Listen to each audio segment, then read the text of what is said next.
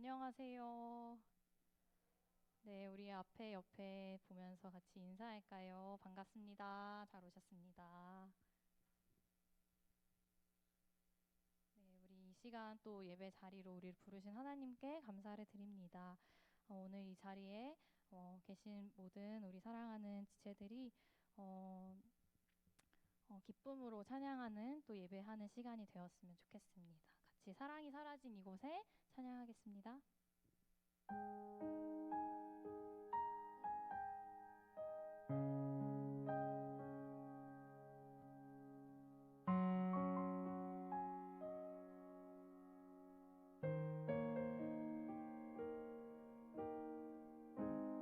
미움과 다툼 시기와 무정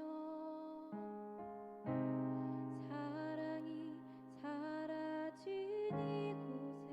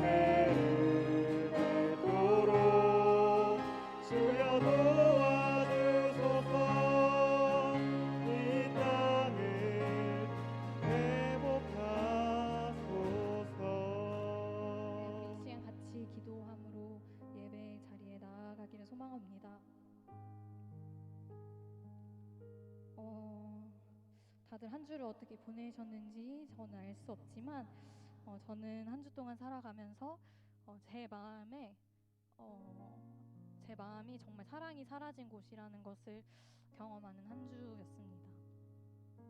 앞에서 고백했듯이 미움과 다툼, 시기와 무정, 불의와 부정과 거짓과 부패가 가득한 것이 이 땅도 물론 맞다고 할 수 있지만 저의 마음이 가장 더럽다는 생각이 많이 들었던 것 같습니다.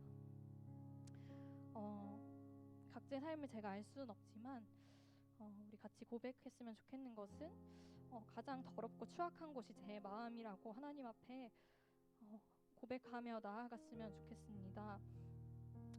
사랑이 없는 저의 마음 가운데 사랑이 가득하신 사랑이신 하나님이 필요합니다 라고 고백하는 우리 사랑하는 지체들이 되기를 소망합니다.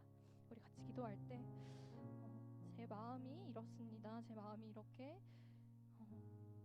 비천합니다 고백하며 사랑이신 하나님께서 제 마음 가운데 찾아오시기를 소망합니다 하는 마음으로 같이 기도하겠습니다. 기도합시다.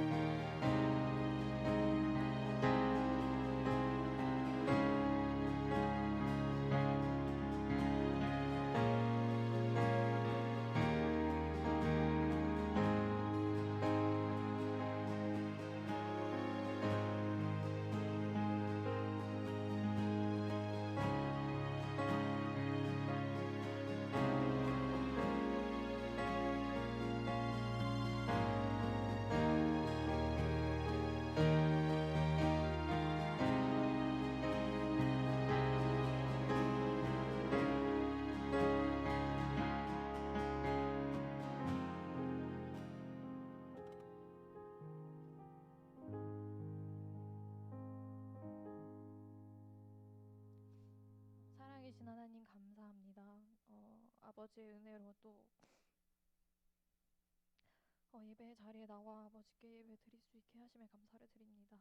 하나님 한 주간 저의 마음이 또 우리의 마음이 얼마나 악함이 가득하였는지를 너무나 알고 있습니다. 그 악한 마음을 가지고 아버지 앞에 나아가는 것이 너무나 부끄럽지만 주님이여 불쌍히 여겨주셔서 주님의 사랑을 가득 채워주시고 그 사랑이 정말 내 안에 계속해서 머물러 있기를 소망합니다. 제가 정말 이 사랑을 지키고 주님을 향한 마음을 지킬 수 있도록 우리가 그럴 수 있도록 주님 우리를 인도하여 주시옵소서. 오늘 예배 시간에도 우리에게 얼마나 크신 사랑을 부어주실 하나님을 정말 신뢰함으로 기다립니다. 하나님 우리 여기 앉아있는 프라우스 모든 지체들에게 그 주님의 사랑을 부어주시는 시간이 될 수 있도록 주님 도와주시옵소서. 감사드리며 예수 그리스도의 이름으로 기도드립니다.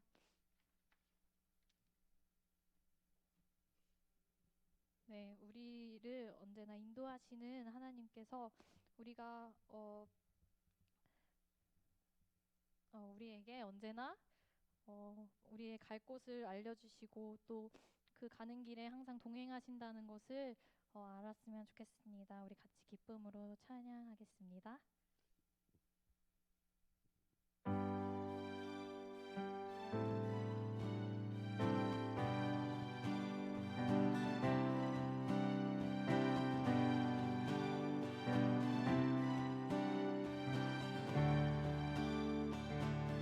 갈 길을 밝히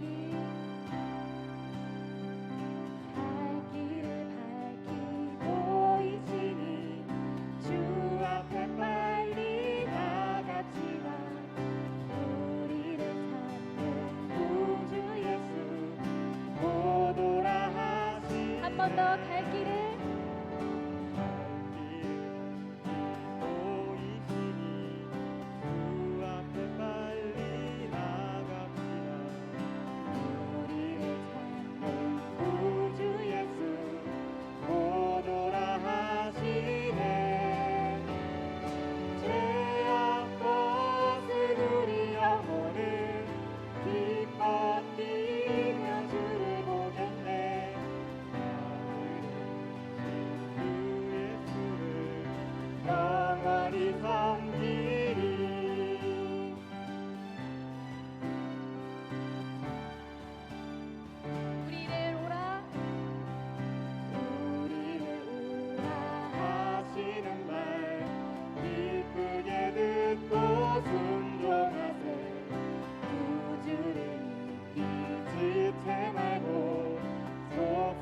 우리 한 절로 찬양합니다.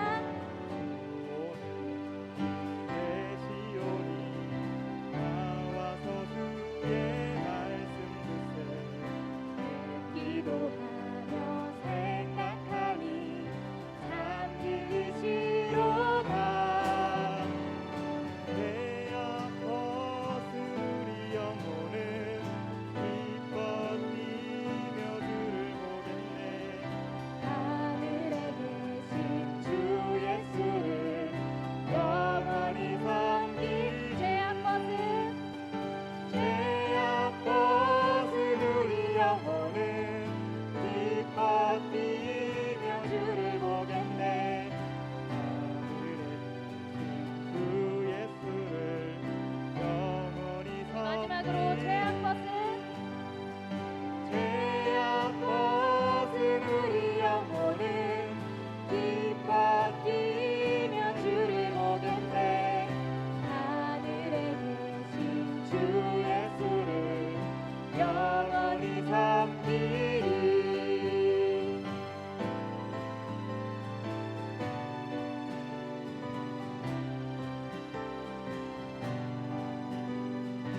우리에게 언제나 평안을 주시는 하나님을 찬양합시다. 내게 강 같은 평화, 내게 강 같은 평화, 내게 강 같은 평화 넘치네.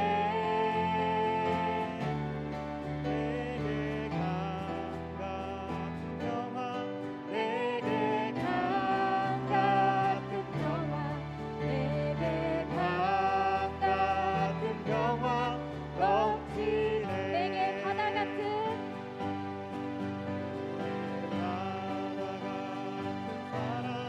내게 바다 같은 사랑, 내게 바다 같은 사랑 넘치네. 내게 바다 같은 사랑, 내게 바다 같은 사랑, 내게 바다 같은 사랑 넘치네. 내게 샘솟는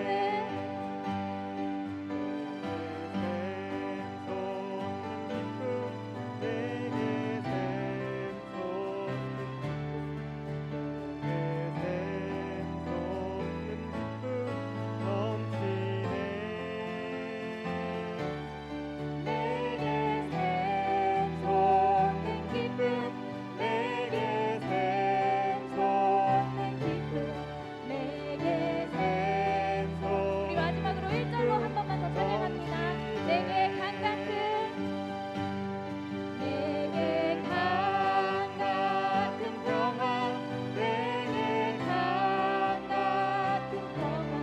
내게 강 같은 평화 넘치네. 내게 강 같은 평화, 내게 강 같은 평화, 내게 강 같은 평화 넘치네.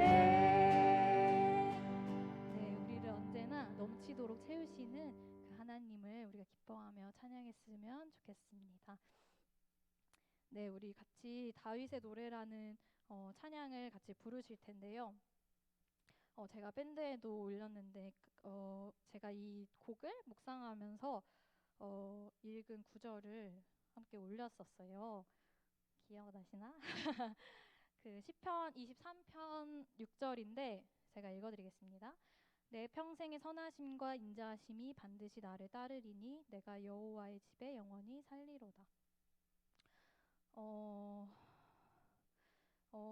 참 다윗이 대단하다고 생각했습니다. 이 말씀을 읽고 다윗처럼 어떻게 저렇게 묵상할 수 있을까? 여호와의 선하심과 인자하심이 반드시 내 평생의 삶에 따른다고 하는 고백이 어떻게 가능할까라는 생각을 했습니다. 왜냐하면 제 삶에서 제가 저의 눈으로 봤을 때는 선하지 않은 것처럼 보이고 왜 일어났는지 알 수 없는 것들이 있기 때문에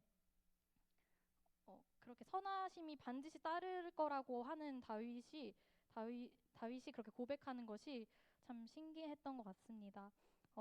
지금 당장 그렇게 고백하면 너무 좋겠지만 정말 진심으로 이렇게 고백할 수 있는 날이 저에게도 왔으면 좋겠어요. 그래서 정말 주님께서 나를 끝까지 인도하시고 정말 모든 것을 선한 일로 행하시는 하나님이라는 것을 제가 경험했으면 좋겠고 우리 사랑하는 지체들도 깨달는 그런 삶이 되었으면 좋겠습니다. 우리 같이 다윗의 노래 찬양하면서 한 번 더 묵상해보는 시간을 가졌으면 좋겠습니다. 같이 찬양하겠습니다.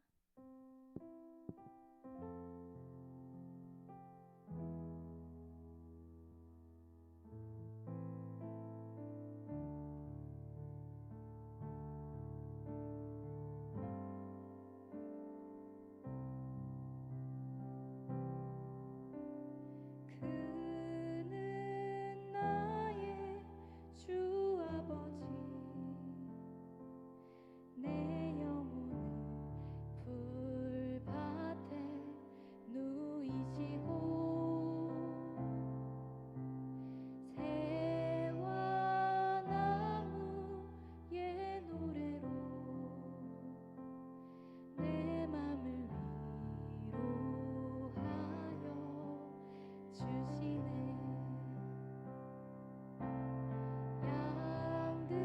양들이 주인 찾듯이 오직 한 분 목자인 내 주님을 내가 찾고 또 따르니 주 곁에 나를 내어 주소서. 주는 내 피난처 내 요새 되시니 내 피할 곳은 주뿐이네. 나 돌아갈래 보냐 주의 집에서 내 주님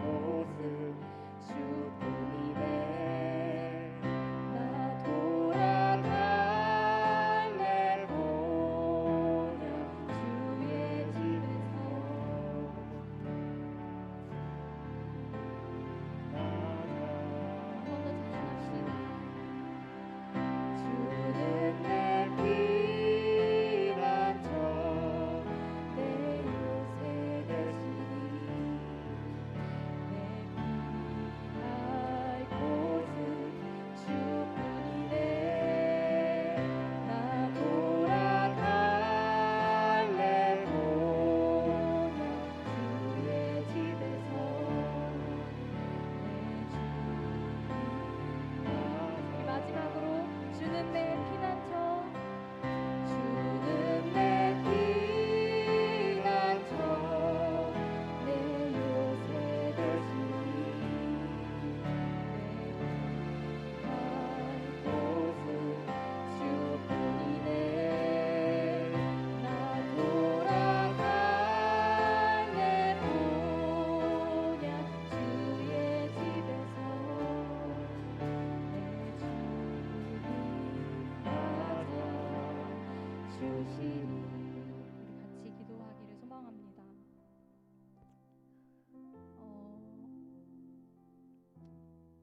우리의 추악함을 다 아시는 하나님이어도 우리에게 나의 영혼을 풀밭에 누이시고 새와 나무의 노래로 나의 마음을 위로하시는 하나님이 계신다는 것을 우리 알았으면 좋겠습니다. 우리는 예배할 자격도 없고 예배를 드릴 만한 마음도 없지만 그럼에도 우리를 정말 먹이시고 우리를 배부르게 하시고 우리를 평안하게 하시는 하나님이 있기에 우리가 그 하나님을 의지함으로 아버지께 나아가는 우리가 되었으면 좋겠습니다. 하나님께서는 우리의 마음을 언제나 주님께서 지으신 것들로 주님의 성품으로 주님의 은혜로 위로하여 주시고 또 우리에게 일어날 힘을 허락하여 주신다는 것을 기억하는 우리 사랑하는 여러분들이 되시기를 소망합니다.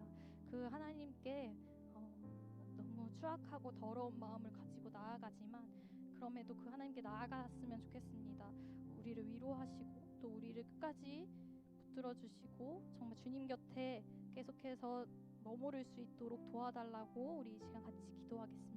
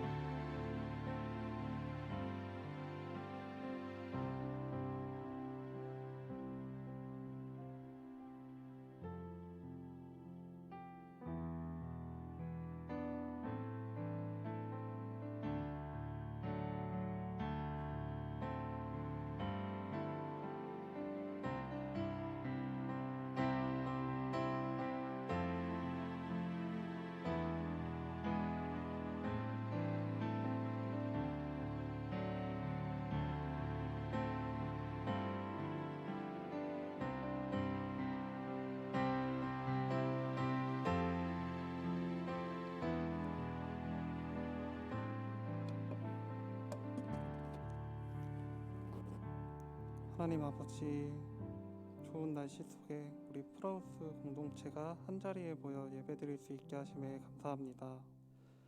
주님, 연약한 우리가 주님 앞에 모였습니다.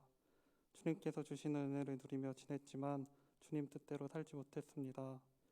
한 주간 우리의 삶을 되돌아보게 하시고 순종하지 못했던 모습들을 회개하오니 용서하여 주옵소서. 주님, 오랜 시간 코로나가 지속되면서 신앙생활의 많은 부분이 무너졌고 마음이 많이 연약해졌음을 고백합니다. 단계적 일상회복을 통해 여러 제한들이 풀리고 있습니다.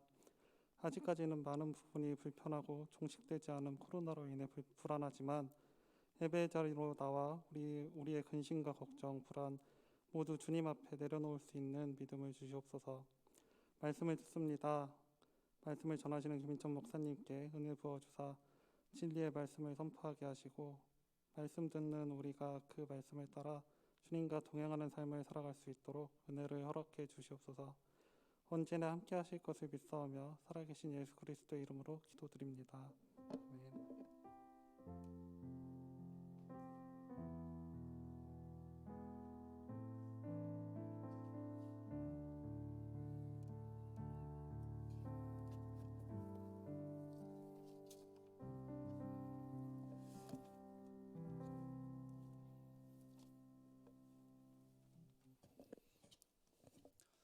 반갑습니다.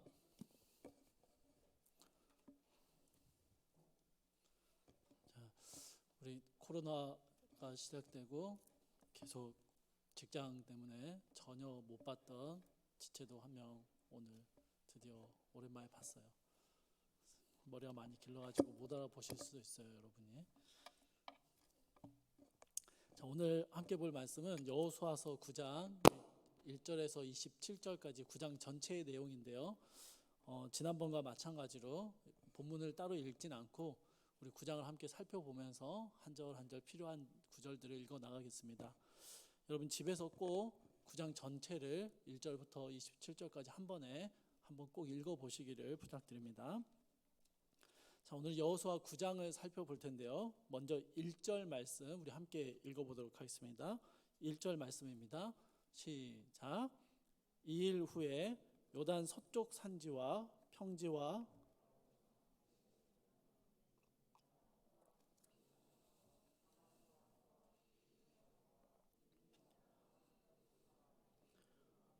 이 일을 듣고 요단 서쪽 산지와 평지 그리고 해안가 남부 지역의 왕들이 아이성에서 있었던 아이성이 정복된 소식을 듣게 되었습니다.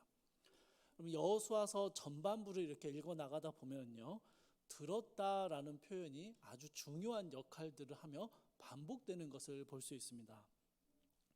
이 장에서 라합이 여호와께서 하신 일을 들었고 하나님을 두려워하게 되었다라는 모습을 여러분 혹시 기억하시죠?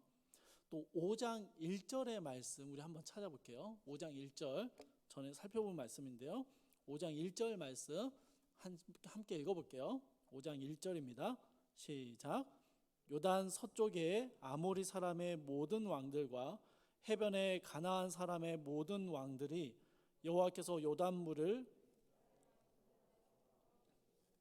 우리를 건너게 하셨음을 듣고 마음이 녹았고 이스라엘 자손들 때문에 정신을 잃었더라. 이 범람하는 요단강 그 물이 끊기고 이스라엘 사람들이 마른 땅으로 건너왔다라는 소식은 가나안 왕들의 마음을 녹게 만들었고요, 정신이 혼미해지게 만들었습니다. 그래서 여리고 성도 문을 걸어 잠그고 버티기에 들어갔던 것이죠. 하나님의 일하심과 능력이 가나안 전역에 소문이 나게 되고요, 가나안의 이방 민족들은 그런 하나님에 대해서 듣게 되었답니다. 들었다라는 이런 표현이 여호수아서에 반복적으로 나타나고 있습니다. 그리고 지금까지 하나님의 이야기를 들은 사람들의 공통된 반응은요, 한결같이 두려워하는 것이었습니다. 라합도 두려워했고 5장 1절에 나오는 왕들도 두려워하고 있습니다. 그런데 5장 1절에서 말하는 요단 서쪽과 해안가 지역의 왕들은요, 9장 1절에서도 동일하게 언급이 됩니다. 5장에서는 단지 요단강을 건넜다는 소식만 듣고 마음이 녹고 두려워했는데요, 9장에서는 여리고성과 아이성이 정복당한 이야기도 그 소문도 퍼지게 되었습니다. 이제 여러분 어떤 반응이 나오는 게 자연스러울까요? 두 개의 성을 전멸시킨 하나님의 일하심에 대해서 더 큰 두려움을 느끼게 되는 것이 당연한 반응이죠. 그런데 여러분 2절 말씀 함께 읽어봅시다. 2절입니다. 시작. 모여서 일심으로 여호수아와 이스라엘에 맞서서 싸우려 하더라. 여러분 뭔가 기대했던 반응과는 다르지요. 이전과는 전혀 다른 반응을 보여주고 있습니다. 두려워하는 게 아니라 이제는 연합해서 이스라엘과 싸우려고 합니다. 여호와 하나님께 대적하기로 결심하고 연합하는 것이죠. 사랑하는 청년 여러분, 왜 이렇게 반응이 달라지게 되었을까요?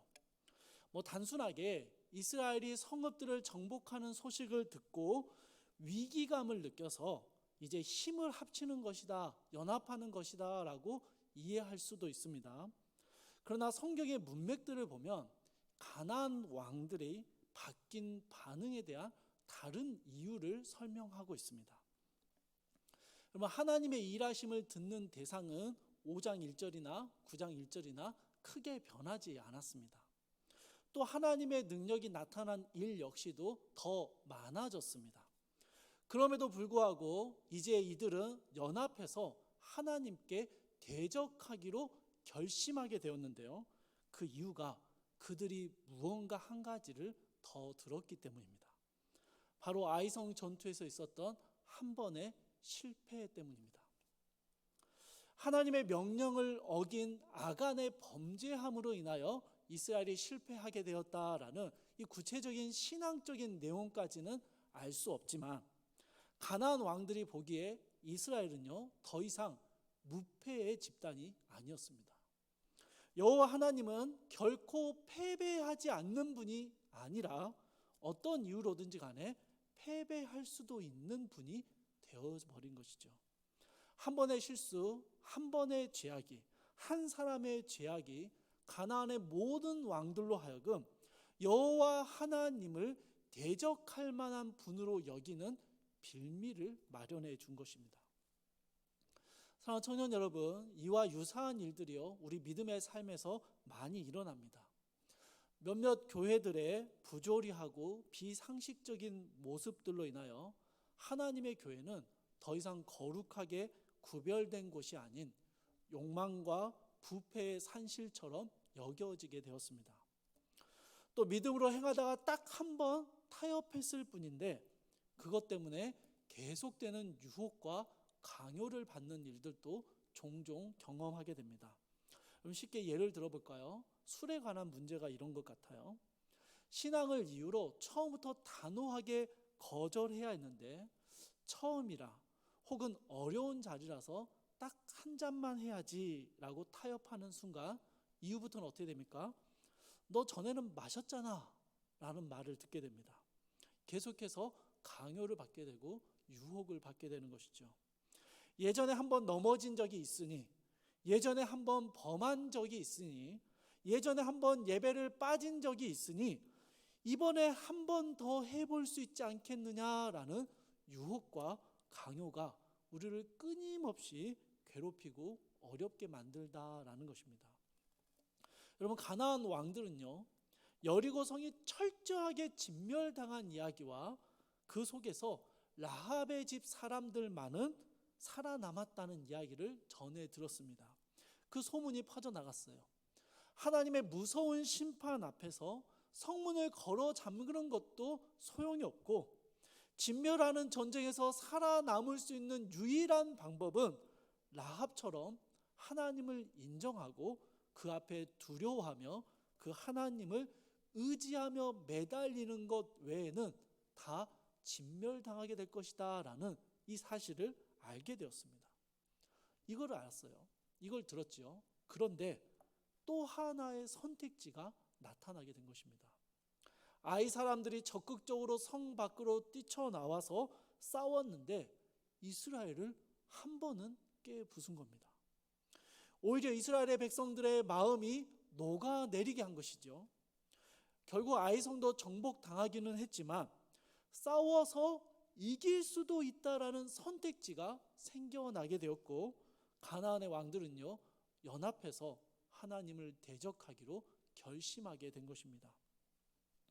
사랑하는 믿음의 청년 여러분, 우리가 믿음의 길을 걸어갈 때요 한 번의 타협, 한 번의 실수와 죄악을 조심해야 하는 이유가 바로 여기에 있습니다. 여러분, 우리의 생각대로 한 번으로만 끝내기에는요 매우 힘든 일이기 때문이죠. 여러분, 한 번이 어렵지 물꼬를 트고 나면 어떻습니까? 두 번, 세 번은 너무 쉽게 무너지게 됩니다. 소시탐탐 우리의 믿음을 넘어뜨리려고 하는 유혹들에게 빈틈과 빌미를 마련해 주므로 우리는 끊임없이 넘어지고 넘어지는 일들을 경험하게 된다라는 것이죠. 이스라엘이 여리고에서 저질렀던 한 번의 실수, 아간 한 사람의 죄악으로 인하여 가나안의 왕들은요 뭉쳐서 이스라엘과 대적하기로 결심하게 되었습니다. 여러분, 이스라엘이 수행해야 했던 정복 전쟁의 난이도가요 엄청나게 올라가 버렸습니다. 일부 교회들 혹은 일부 목회자와 성도들의 일탈과 부정들로 인해서 하나님의 나라를 세워가기 위해 애쓰는 교회들은요 더 힘든 싸움을 맞닥뜨리게 됩니다. 우리의 작은 불순종과 죄악의 모습들 때문에 그로 인해서 더 큰 죄악과 불순종의 유혹들로 빠져 들어가게 된다라는 것이죠. 사랑하는 여러분, 그래서 우리는 늘 조심하며 깨어 있어야 합니다. 불순종과 죄악의 고리들을 어느 한순간 끊어내야 합니다. 아주 단호하게 끊어내야 합니다. 그렇지 않으면 우리는 끊임없이 끌려가고 끊임없이 더 큰 범죄로, 더 큰 불순종으로 빠져 들어가게 되기 때문이죠. 이스라엘이 그랬습니다. 끊어내지 못했고 그 한 번의 죄악으로 인해서 이스라엘은 가나안에서 어쩌면 쉽게 갈 수 있었던 정복 전쟁을요 굉장히 어려운 전쟁으로 만들어 버렸습니다. 어떤 신학학자들은요 이스라엘이 어쩌면 싸우지 않고 가나안을 정복할 수 있었을 것이다 라고 표현하기도 합니다. 왜냐하면 라합의 이야기가 퍼져나갔고 여리고의 그 완전한 진멸함이 퍼져나갈 때 싸우지도 않고 가나안 성을 정복하는 일들이 있었을 거다라고 추측하는 것이죠. 알 수는 없습니다. 시간이 흘러가고 하나님의 역사가 더 많아지고 소문이 더 많아질수록 가나안의 사람들의 마음들이 더 녹아내리기는 했을 것 같아요. 하지만 작은 범죄함으로 인하여 패배의 가능성이 생겨났고 가나안 전 지역의 왕들은 합심하여 대적하기로 결심하는 이 결과를 초래하게 되었습니다. 여러분, 이렇게 가나안 왕들이 그 아이성의 실패를 듣고 이스라엘과 또 하나님과 대적하기로 결심했을 때 이들과는 조금 다른 반응과 선택을 보이는 사람들의 이야기가 또 오늘 본문의 주된 내용을 기록하고 있습니다. 바로 기브온 주민들의 이야기입니다. 이제 3절 말씀을 같이 한번 읽어볼게요. 3절입니다. 3절 시작.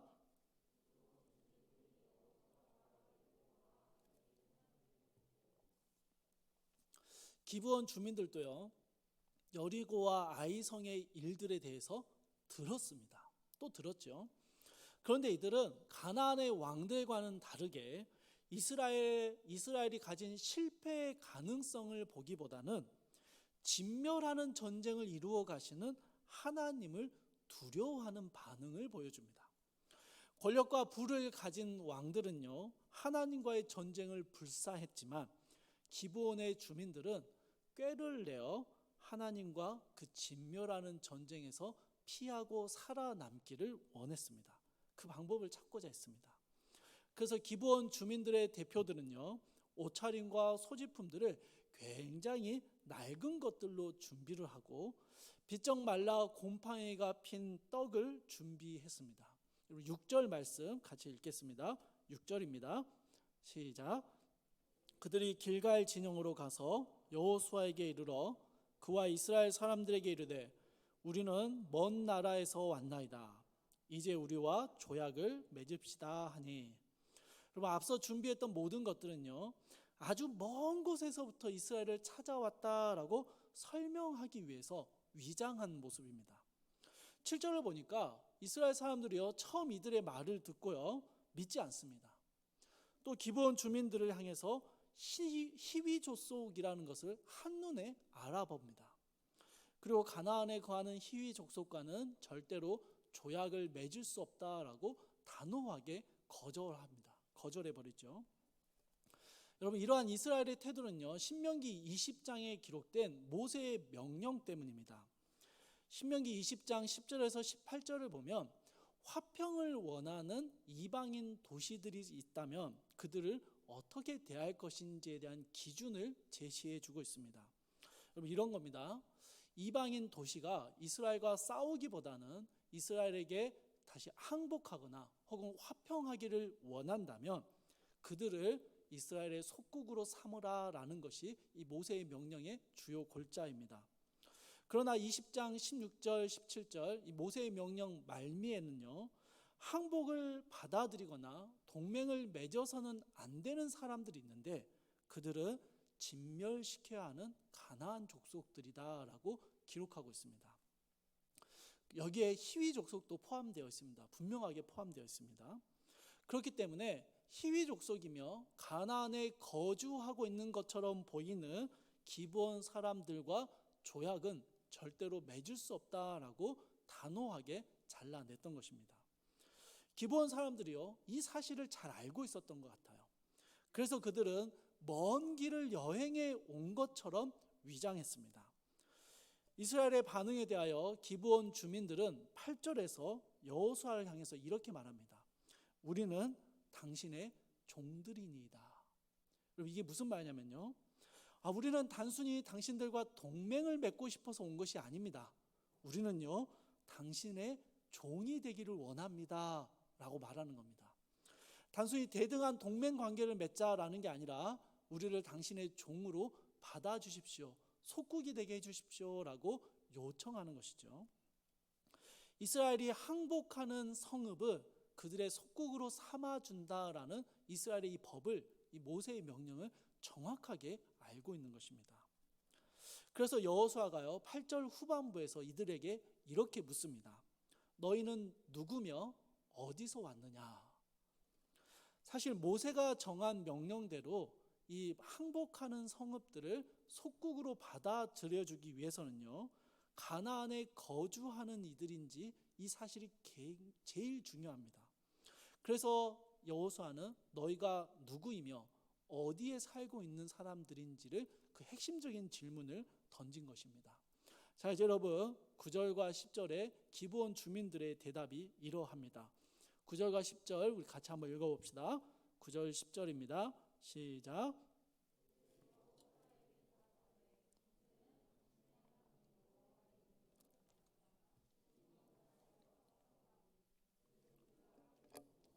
그가 애굽에서 행하신 모든 일을 들으며 또 그가 요단 동쪽에 있는 아모리 사람의 두 왕들 곧 헤스본 왕 시온과 아스다롯에 있는 바산 왕 옥에게 행하신 모든 일을 들었음이니이다.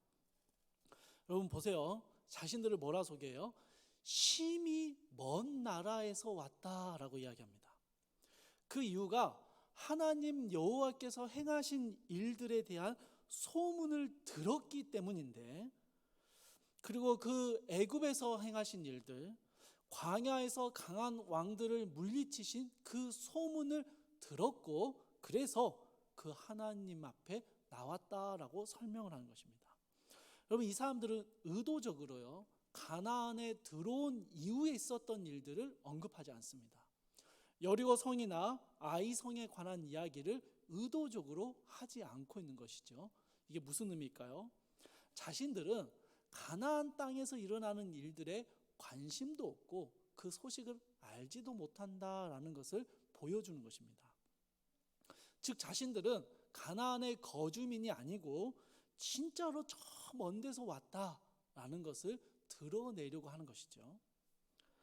11절에서는 자신들의 성읍 전체가 의견을 모았고 이스라엘의 종이 되기로 결심했다, 그렇게 조약을 맺기로 결정했다라고 이야기를 합니다.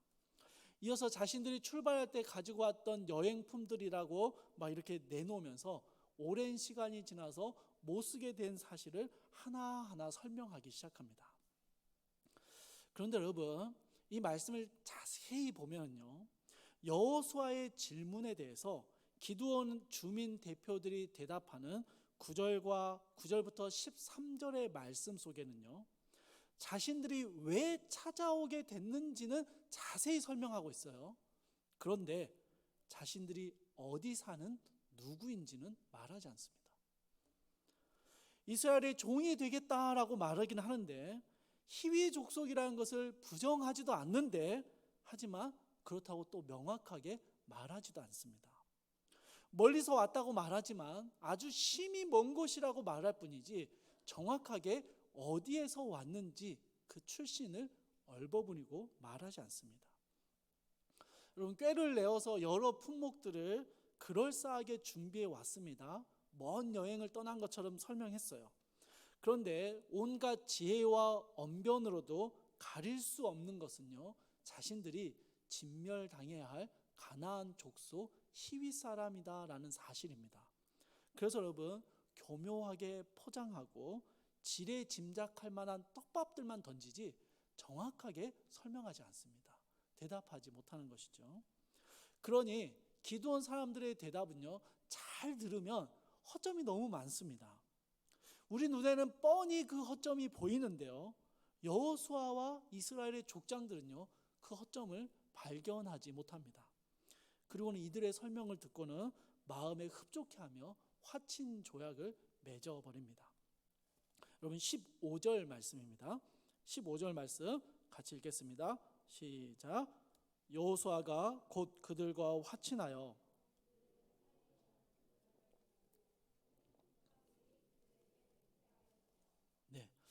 여기에서 맹세라는 단어는요, 여러분 이 단어를 주목해 보셔야 되는데요, 그냥 굳은 결심, 그냥 조약 맺었다, 도장 찍었다, 이 정도의 의미가 아닙니다. 이스라엘이요, 맹세한다라고 말할 때는 이것은요, 하나님의 이름을 걸고 맹세하는 것입니다. 나중에 속은 걸 깨달은 이스라엘 사람들이요, 여호와의 이름으로 맹세했기 때문에 이 조약을 깨뜨릴 수 없다라고 불평하고 원망하는 모습을 보여줍니다. 여호수아와 족장들은요, 기브온 사람들의 행색과 그들의 설명만 듣고 여호와의 이름으로 그들을 속국으로 받아들이기로 결정을 해버립니다. 사랑하는 청년 여러분, 여호수아와 이스라엘 족장들은요, 너무 쉽게 속아 넘어갔습니다. 기브온 주민들이 속일 작정을 하고 찾아왔으니, 철저하게 준비했으니 당할 재간이 없었다라고 말할 수도 있습니다. 우리가 참 속이려고 달려드는 사람에게 안 속는 게 참 어렵잖아요. 또 먼 곳까지 하나님의 위대하심과 이스라엘의 이름이 소문났다라는 그 말을 들을 때 마음이 굉장히 우쭐해져서 이 교만한 마음에 분별력을 잃었을 수도 있습니다. 아니면요, 항복하는 기브온 사람들을 받아들임으로써 더 많은 지역에서 항복할 수 있는 계기를 만들어주는, 물꼬를 트는 정치적인 계산이 들어가 있을 수도 있습니다. 하지만 여러분, 기브온 족속과 화친 조약을 맺는 것이 그들과 동맹하지 말라는 하나님의 말씀을 어기는 것임을 생각한다면 이들은 이렇게 쉽게 속아 넘어가서는 안 되는 것이죠. 게다가 우리가 살펴본 대로요, 이 기브온 사람들의 대답 속에는 굉장히 중요한 허점이 남아져 있습니다. 정작 중요한 본질적인 질문에 대한 답은 안 한 거예요. 그런데 너무 쉽게 속아 넘어갑니다. 너무 쉽게 속아버린 이유에 대해서 성경은요, 아주 짧지만 강력한 고발을 하고 있습니다. 14절의 후반부입니다. 어떻게 할지를 여호와께 묻지 아니하고. 여러분, 이겁니다. 여호수아와 족장들은요, 여호와의 이름으로 맹세를 했습니다. 그러나 너무 아이러니한 것은요, 여호와께 묻지 않았습니다. 자신들의 눈으로 직접 확인했고 잘 판단했다 믿었던 것이죠.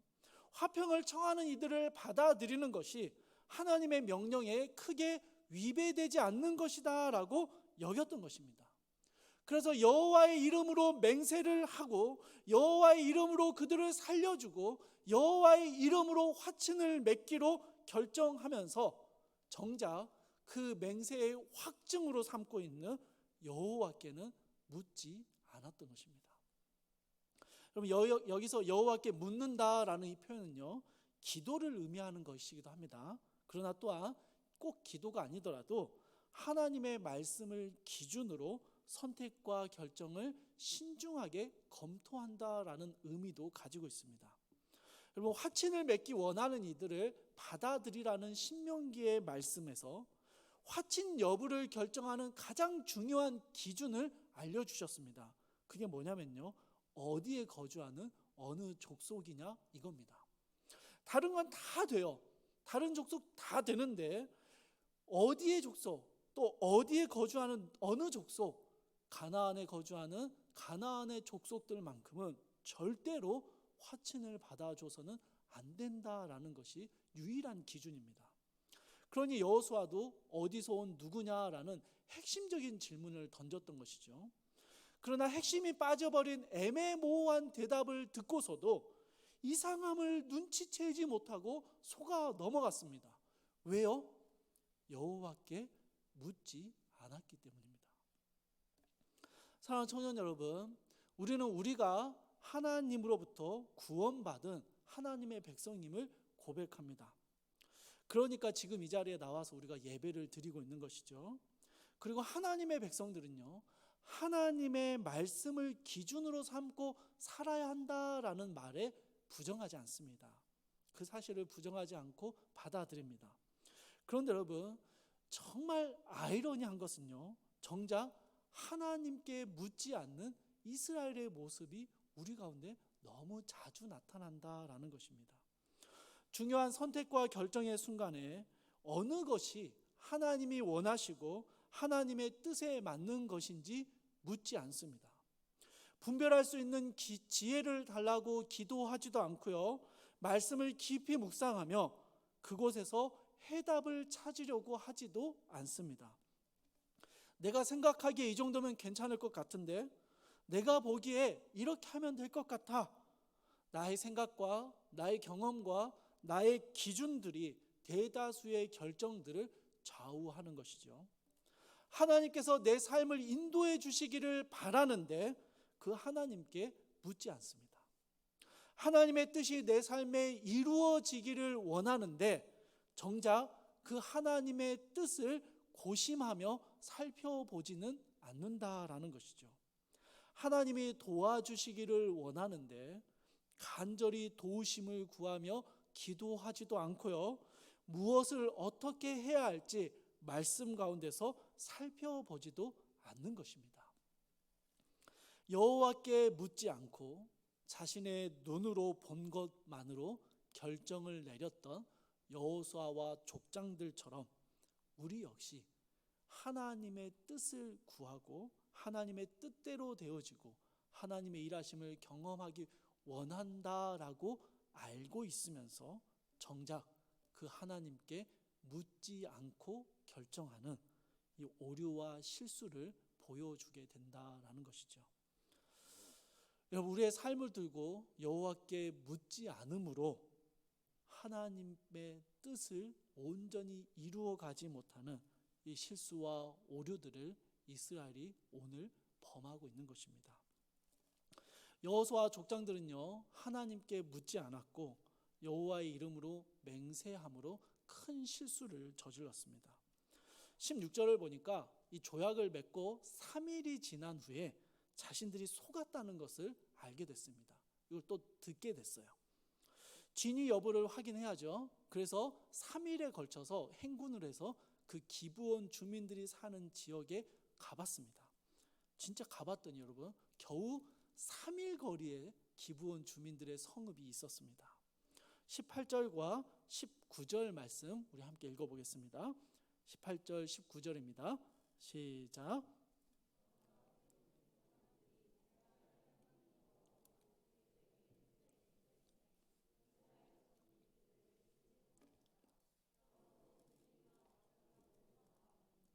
모든 족장이 온 회중에게 이르되 우리가 이스라엘의 하나님 여호와로 그들에게 맹세하였은즉 이제 그들을 건드리지 못하리라. 제가 설교 시간에 비속어를 안 쓰려고 노력하고요. 거의 안 쓰는데 이스라엘의 회중들이 가진 이 분노, 이 속은 것을 깨달았을 때 이들이 가진 분노를 표현하기 위해서 딱 한 개만 쓰겠습니다. 이 모든 사실을 다 확인한 이스라엘이요, 소위 빡쳤습니다. 단순히 화가 나는 게 아니에요.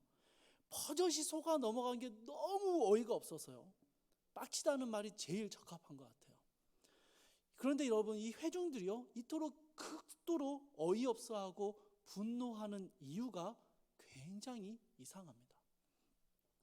지도자들의 어리석음에 인하여 하나님의 명령을 어기게 됐고 진멸해야 할 사람들과 화친 조약을 맺음으로 인하여 그 사실에 분노하고 하나님께 불순종하게 만들었다.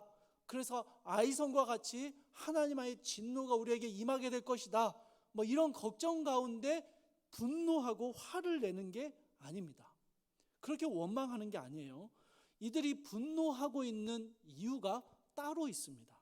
여러분 18절을 보시면요, 그들을 치지 못함으로 원망했고요, 19절에서는 그들을 건드리지 못한다라는 사실이 분통이 터지기 시작합니다.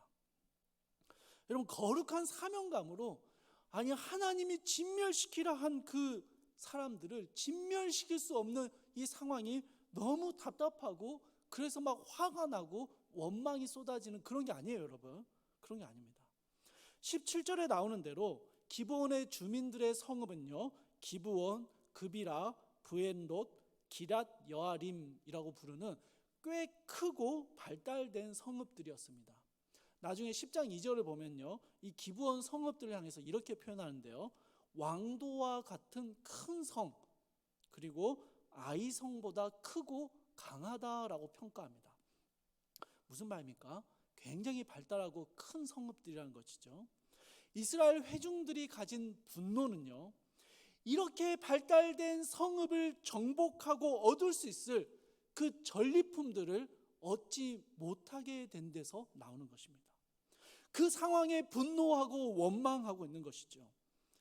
여러분, 참 우습지 않습니까? 여전히 이스라엘은요, 자신들의 행위와 결정의 기준을 하나님의 명령에 두지 않고 있습니다. 자신들이 얼마나 이익을 얻을 수 있을 것인가, 그것을 기준으로 삼고 있는 것이죠. 그래서 그들은 자신들이 얻을 수 있었던 그 큰 이익을 얻지 못하도록 어리석은 조약을 맺은 이 족장들에게, 지도자들에게 화를 내고 있는 것입니다. 여호와께 묻지 않는 그들의 모습은 여전히 변함이 없는 것이죠. 기브온 주민들과 맺은 조약은 처음부터 속일 의도를 가지고 접근한 사기 조약입니다. 그렇기 때문에 이것을 무효화할 수 있는 가능성은 여전히 존재합니다.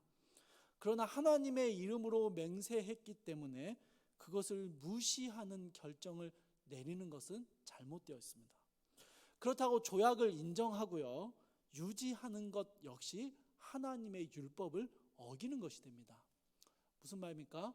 뭘 선택하든, 이스라엘은 뭘 선택하든 다 하나님 앞에 잘못을 저지르는 진퇴양난에 빠져 있다라는 것이죠. 그러면 여러분, 이스라엘이 뭘 해야 합니까? 이런 상황에서 뭐 해야 됩니까?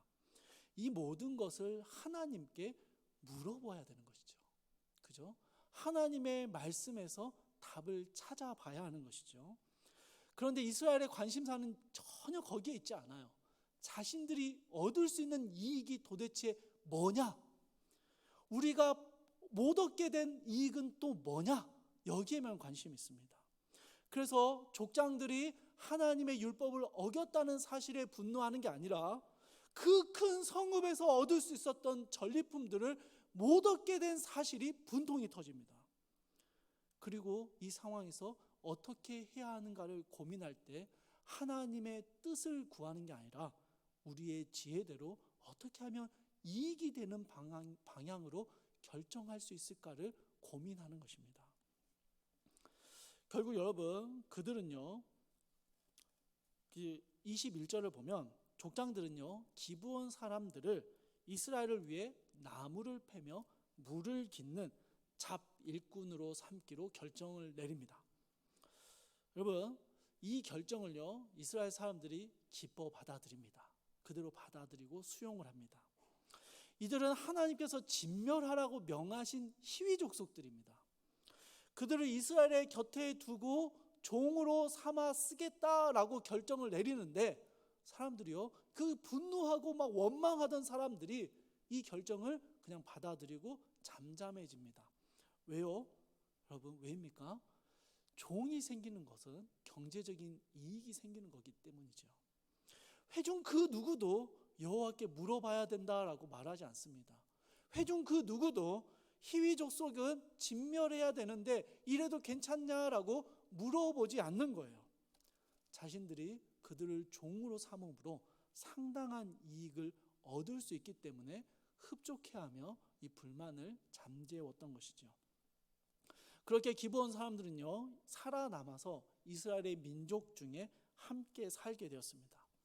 진멸시키라는 하나님의 명령을 이루어지지 못했고 그렇게 마무리가 됩니다. 저는 9장의 이야기가요, 21절에서 마무리되고 끝나도 아무 문제가 없다라는 생각이 듭니다. 모든 내용들이 다 들어가 있습니다. 그런데 22절부터 27절에 여호수아와 기브온 주민들과의 대화가 추가되어 기록되어 있습니다. 여러분, 그리고요, 기브온 이야기에 담겨 있는 놀라운 반전이 바로 이 본문에 들어 있습니다. 사랑하는 청년 여러분, 한 가지 이 가정적인 질문을 하나 해봅시다. 만약 여호수아와 족장들이 조약을 체결하기 전에 하나님께 물었더라면 어떻게 됐을까요? 조약을 체결할 수 있었을까요? 아니죠. 당연히 체결하지 않았을 겁니다. 하나님이 금지하셨을 거예요. 자, 그러면 그렇게 하나님이 금지하셨고 묻고 조약을 체결하지 않았다면 기브온 주민들은 결국 진멸당하게 되었을까요? 어떻게 생각하십니까? 이것도 아닙니다. 가정과 추측입니다만 하나님께서는 다른 방법으로 기브온 사람들을 살리셨을 것입니다. 라합의 경우처럼 말이죠. 진멸하는 전쟁이라는 것은 가나안의 모든 사람들과 가축과 재물들을 남김없이 멸절시키는 데 목적이 있지 않다라는 사실을 여러분 기억해야 합니다. 진멸하는 목적은요, 진멸하는 전쟁의 목적은 가나안의 모든 죄악들을 제거하는 데 있습니다.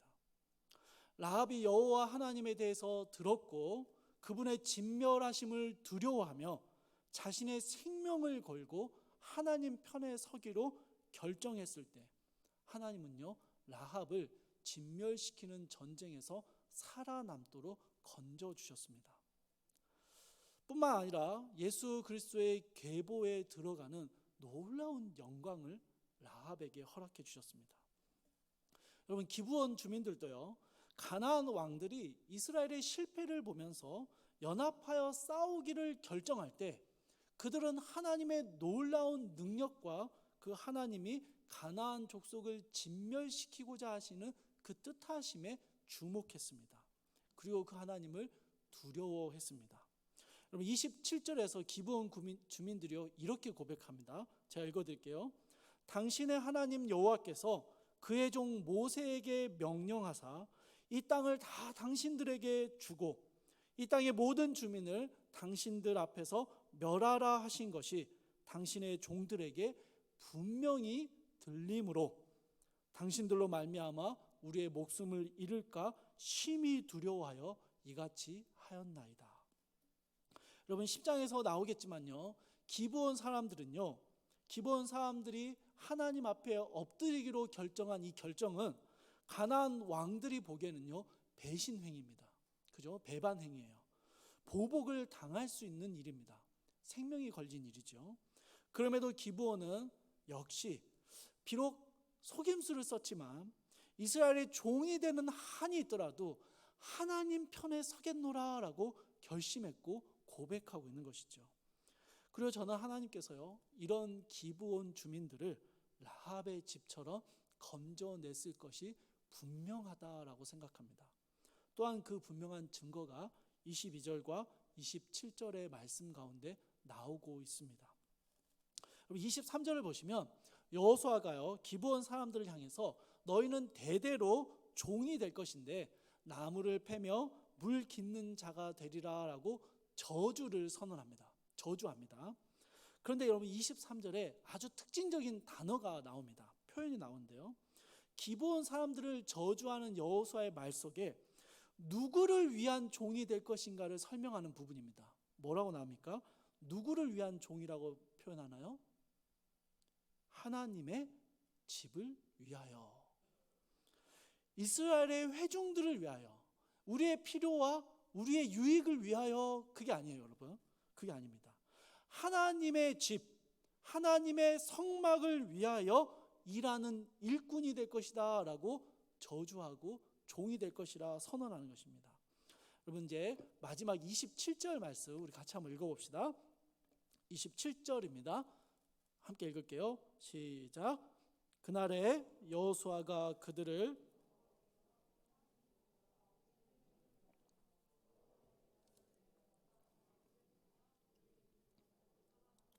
오늘까지 이르니라. 여러분 27절 말씀을 제가 좀 현대적으로 표현해 볼게요. 바꿔 볼게요. 이런 말이에요. 여호수아가 기브온 주민들을 교회에 머물게 하고 성도들을 위해서 봉사하고 예배를 위해 온갖 봉사와 섬김을 감당하는 자로 삼았더라. 이 의미입니다. 물론 레위인처럼 성막 안에서 일하는 거룩하게 구별된 직분을 가지지는 못했습니다. 그러나 여러분 한번 생각해 보십시오. 진멸의 대상이었고요, 속임수로 생명을 건지려고 했던 이 기브온 사람들인데 그들을 단순히 살려주는 정도가 아니에요.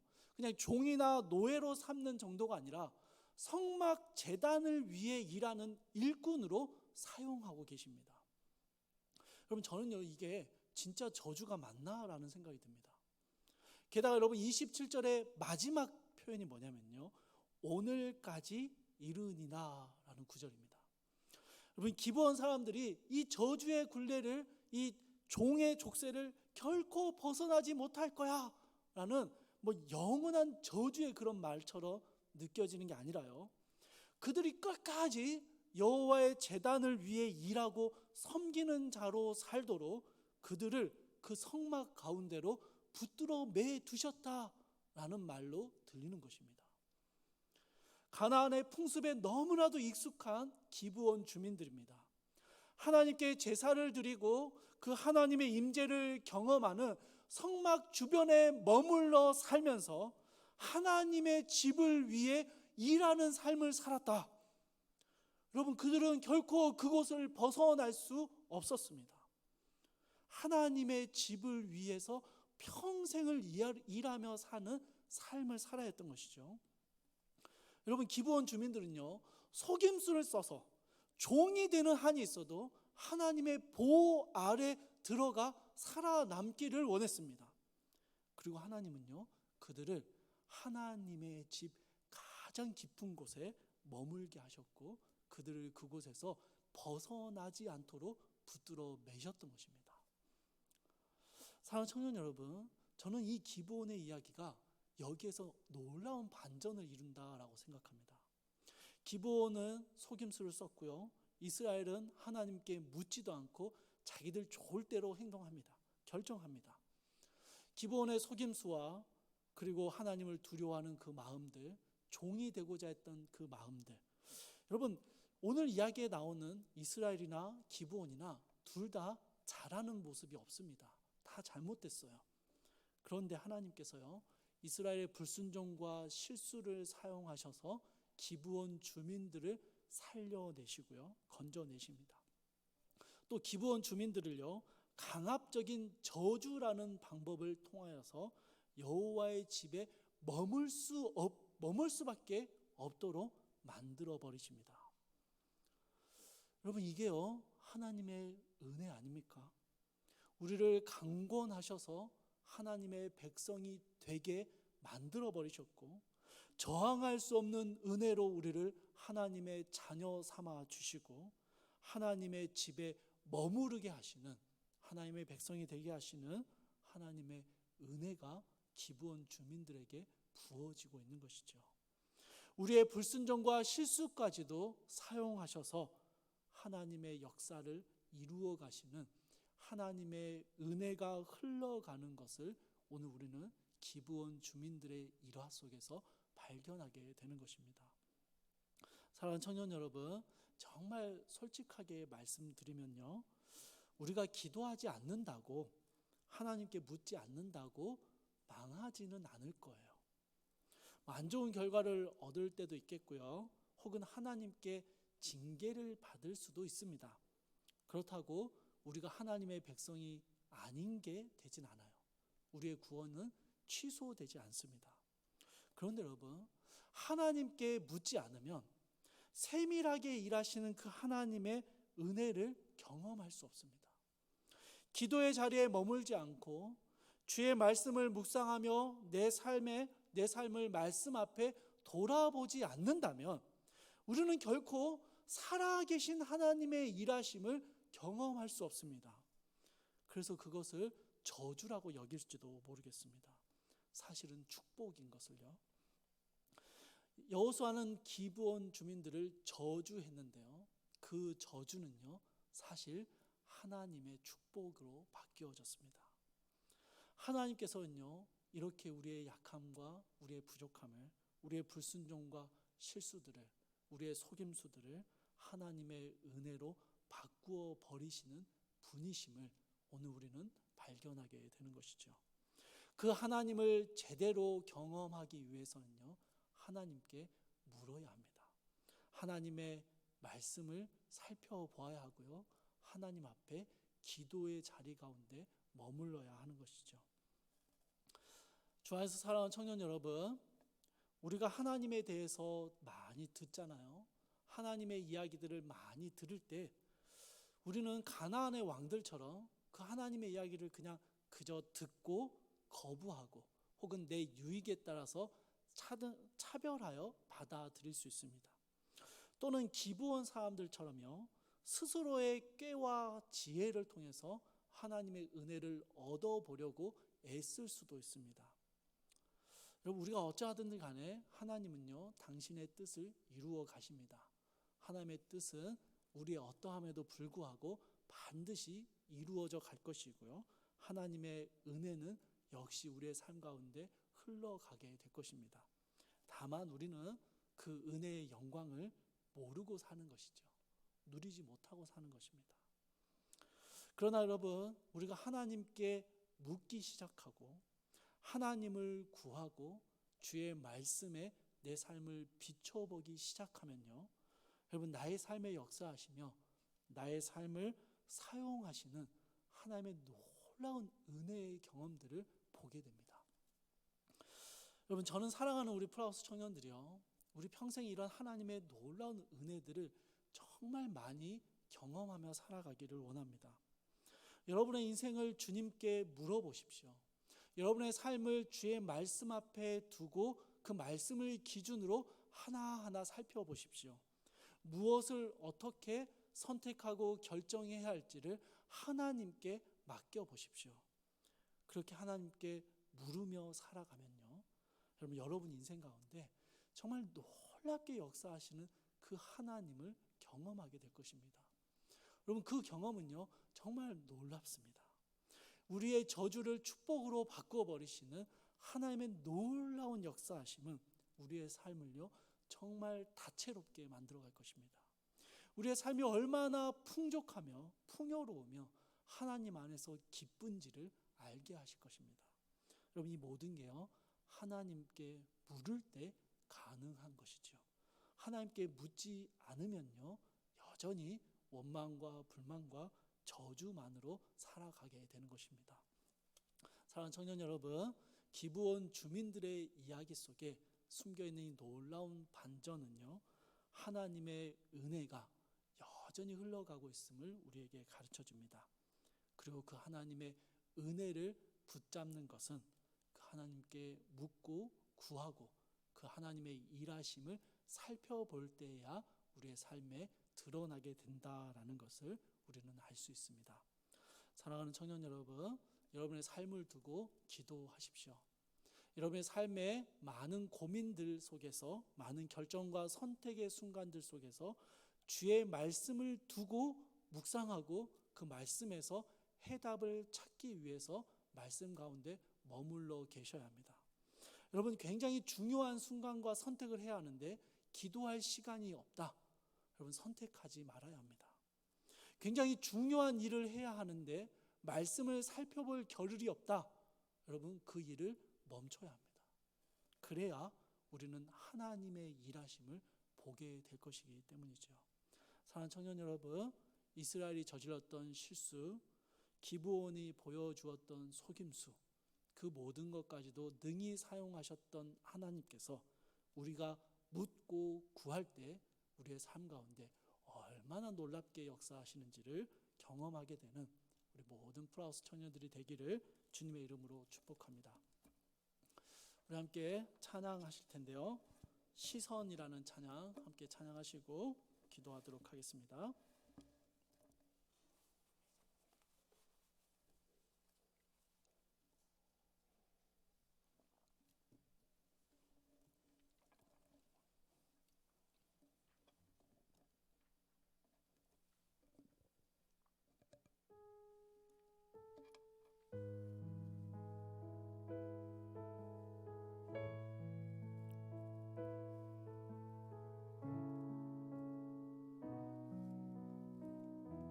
내게로부터 눈을 들어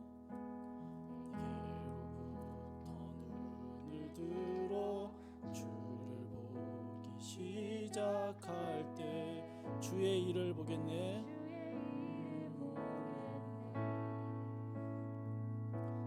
내 작은 마음 돌이키사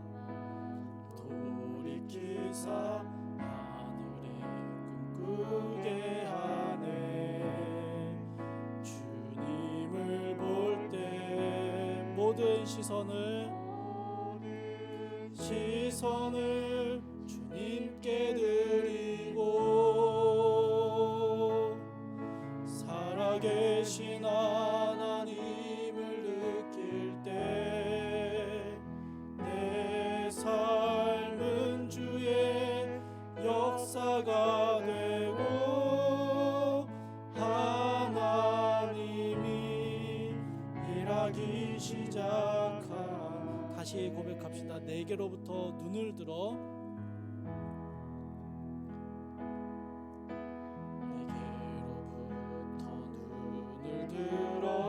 주를 보기 시작할 때 주의 일을 보겠네. 내 작은 마음 돌이키사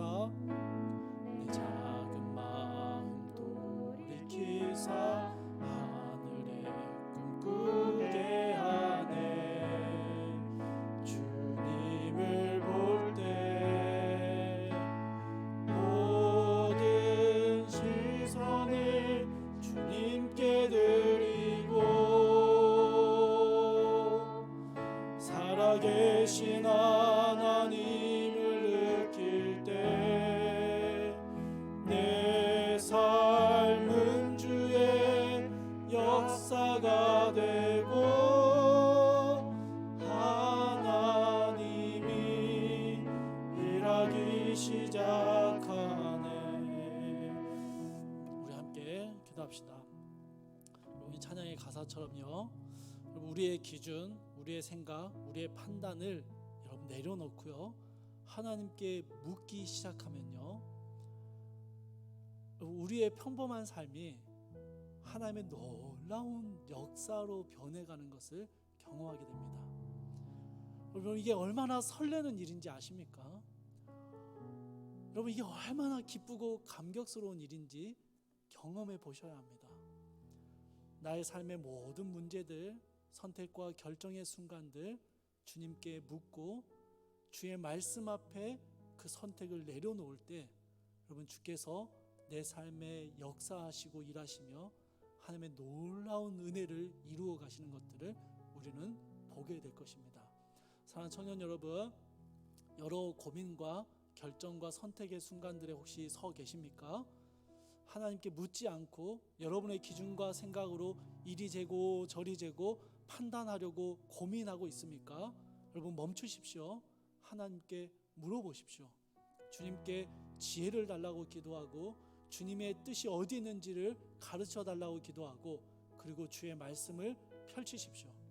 주의 말씀을 묵상하며 주님의 뜻이 어디에 있는지 주님의 이 시간 우리 가운데 무엇을 말씀하시는지를 들으십시오. 그럴 때 주님이 우리 가운데 선명하게 당신의 일을 이루어 가시는 것들을 보게 될 것입니다. 사랑하는 청년 여러분, 우리의 삶을 두고 주님 앞에 한번 기도합시다.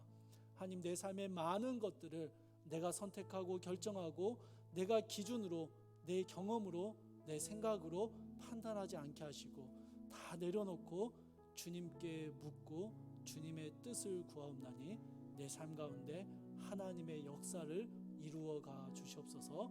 그렇게 여러분, 혹시 여러분 안에 고민되는 구체적인 문제들이 있다면 그 문제들을 두고 이 시간 주님 앞에 함께 물을 수 있기를 원합니다. 우리 그렇게 같이 기도하며 나아가겠습니다. 기도합시다. 사랑하는 풍성하신 하나님, 아버지 하나님, 우리 사랑하는 청년들이 이 젊은 시기를, 청년의 시기를 살아가며 정말 수없이 많은 결정과 선택의 순간들 앞에 서게 됩니다. 많은 고민과 어느 것 하나 포기할 수 없는 진퇴양난의 순간들에 처하게 됩니다. 사랑하는 주님, 그때 우리의 생각과 우리의 판단을 멈추게 하시고 하나님께 물을 수 있게 하여 주시옵소서. 주님께 기도하고 주님의 지혜를 구하고 주님의 뜻을 구하게 하여 주시옵소서. 주의 말씀을 펼쳐들고 그 말씀 안에서 무엇을 선택해야 할지, 어느 것이 주님이 원하시는 뜻인지를 발견할 수 있는 지혜를 허락하여 주시옵소서. 사랑하는 주님, 우리 사랑하는 프라우스 청년들이 그렇게 주님께 묻고 주님께 맡겨드림으로 하나님의 놀라운 역사하심을 발견하고 주님이 그의 삶 가운데 일하시는 것들을 경험하게 되는 은혜의 체험들이 우리 청년들에게 많아지게 하여 주시옵소서. 아버지 하나님, 앞으로 살아가야 할 수많은 인생의 길들이 여전히 많은 선택과 결정들 앞에 놓여져 있습니다. 하나님 아버지, 그때마다 우리 사랑하는 청년들 주님께 묻는 것이 습관이 되게 하시고 주께 묻고 주님의 뜻을 따라 행동하고 결정하는 사랑하는 청년들 가운데 하나님 놀랍게 역사하여 주시옵소서. 사랑하는 주님, 실제적인 삶의 문제를 가지고 주님 앞에 묻는 청년들이 있습니다. 하나님, 무엇을 어떻게 해야 될지 고민하며 주님 앞에 나오는 청년들이 있습니다. 하나님, 선택의 순간 어느 것을 선택하는 것이 하나님이 기뻐하시는 뜻일지를 궁금해하며 주님 앞에 묻는 청년들이 있습니다. 하나님, 이들의 물음에 응답하시고 이들의 외침에 주님 대답하여 주시고 이들의 궁금증을 해소시켜 주시옵소서. 주의 말씀으로 가르치시고 주의 뜻대로 행하는 기쁨과 순종의 즐거움을 사랑하는 청년들 가운데 가르쳐 주시옵소서. 아버지 하나님, 그렇게 우리 사랑하는 청년들이 삶의 한 걸음 한 걸음을 걸어 내디딜 때마다 하나님께 묻고 하나님의 뜻대로 행하고 하나님과 동행함으로 주님이 주시는 기쁨과 은혜 가운데 충만한 삶을 살아갈 수 있도록 주 하나님, 우리 사랑하는 청년들 가운데 함께하여 주시옵소서. 우리 한 가지 더 기도할 때요, 우리 프라우스 공동체를 위해서 함께 기도합시다. 셀 모임이 다시 모이게 된 게 지난주부터 모이기 시작했습니다. 많이 어색할 수 있고요, 또 예배에 나오는 인원이 아직 많이 회복되지 않아서 셀 모임의 수가 너무 적을 수도 있습니다. 여러분, 저는 감히 셀 모임이, 저희 공동체의 셀 모임이 기도하고 말씀을 나누고 교제하는 작은 교회라고 여깁니다. 그곳에 하나님의 말씀이 있고요, 그곳에 하나님을 향한 기도의 소리가 있고요, 하나님이 주신 귀한 교제의 나눔이 있습니다. 이 셀 모임이 하나님 주시는, 하나님께 묻고 그 답을 듣는 귀한 주님이 은혜가 넘치는 모임이 되게 해달라고 함께 기도해 주시고요, 우리 프라우스 공동체가 주님 안에서 다시 교제의 회복, 예배의 회복, 말씀의 회복, 기도의 회복이 일어나는 주님의 은혜가 다시 흘러가는 귀한 통로로 이 공동체를 사용하여 달라고, 이 공동체를 붙잡고 우리의 셀 모임의 시간들을 붙잡고 우리 함께 기도하겠습니다. 기도하겠습니다. 사랑하는 풍성하신 하나님, 아버지 하나님, 주님 우리에게 귀한 공동체를 주셨습니다. 프라우스 공동체를 통하여서 주님 이곳에서 우리가 하나님께 묻고 하나님의 답을 듣는, 하나님께 기도하고 하나님의 말씀을 살피고 공부하는 귀한 믿음의 공동체를 우리에게 허락해 주셨습니다. 하나님, 우리의 예배가 회복되어지기를 원합니다. 우리의 기도의 시간이 회복되어지기를 원합니다. 하나님, 우리의 말씀이 회복되어지기를 원합니다. 하나님, 우리의 교제가 회복되어지기를 원합니다. 주님, 또한 우리가 함께하는 그 셀 모임의 시간들이 주님 다시 회복되어지게 하여 주시옵소서. 그곳에서 주의 말씀을 나누고 함께 기도하고 함께 교제하며 하나님께 묻고 하나님의 답을 듣게 되는 귀한 주님의 은혜가 셀모임 가운데 일어나게 하여 주시옵소서. 셀모임 인도하는 우리 셀장들과 함께 하셔서 지치지 않게 하시고 주님의 은혜의 통로로 사용하여 주셔서 그를 통하여서 우리 사랑하는 프라우스 공동체 곳곳에 하나님의 은혜의 손길들이 흘러갈 수 있도록, 주의 사랑이 프라우스 공동체 곳곳으로 흘러갈 수 있도록 주님, 주께서 그들을 먼저 붙잡아 주시고 사용하여 주시옵소서. 사랑하는 풍성하신 하나님, 아버지 하나님, 우리는 우리의 삶을 주님께 묻지 않고 살아올 때가 너무나도 많았음을 고백합니다. 그래서 내 삶을 저주를 축복으로 바꾸어 가시는 하나님의 은혜를 깨닫지 못하고 지나칠 때가 너무 많았음을 고백합니다. 주님, 이제 우리 사랑하는 청년들이 우리가 만나게 되는 수많은 고민과 선택과 결정의 순간들 앞에서 하나님께 물을 수 있는 믿음을 허락하여 주시옵소서. 주께 기도하고 주의 말씀을 펼쳐들고 그 말씀 안에서 주님의 뜻을 찾기 위해서 애쓰며 우리의 기준과 우리의 생각대로 판단하지 않고 우리의 눈에 보는 대로 우리의 좋은 대로 결정하지 않고 하나님의 뜻을 묻고 구하며 주의 뜻을 기다리는 귀한 믿음의 모습들이 우리 사랑하는 청년들 가운데 일어나게 하여 주시옵소서. 주님, 그렇게 주님을 구하고 주께 물을 때 주님, 우리 사랑하는 청년들의 삶 가운데 주님 응답하여 주시고 그들의 삶을 인도해 가시는 하나님의 놀라운 은혜를 경험하게 하여 주시옵소서.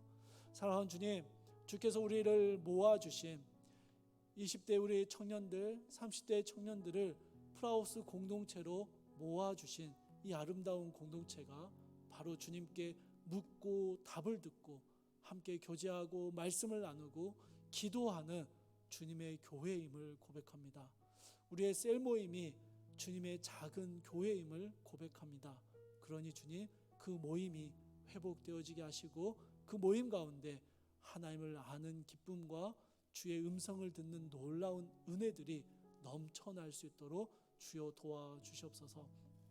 사랑하는 주님, 우리 사랑하는 프라우스 청년들이, 우리 사랑하는 믿음의 후배들이 실제적인 삶의 문제를 가지고 주님 앞에 고민하며 나아갑니다.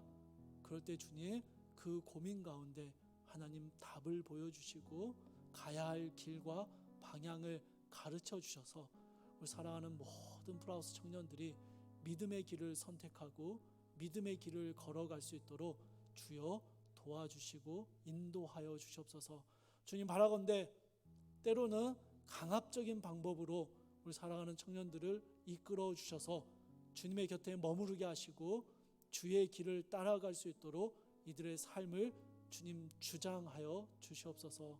그렇게 우리의 삶을 붙들어 주실 우리 구주 예수 그리스도의 이름으로 기도합니다. 이제는 우리 주 예수 그리스도의 은혜와 하나님의 크신 사랑하심과 성령의 감화 교통하심이 우리의 삶의 모든 판단과 결정들을 잠시 내려놓고 여호와 하나님께 묻고 그분이 주실 답을 기다리며 하나님의 인도하심 앞에 우리의 삶을 내려놓기로 결심하는 사랑하는 모든 주의 청년들 가운데 우리의 삶에 흘러가는 하나님의 은혜를 마음껏 누리기를 소망하는 모든 사랑하는 청년들의 삶 가운데 이제부터 영원토록 함께 계실지어다.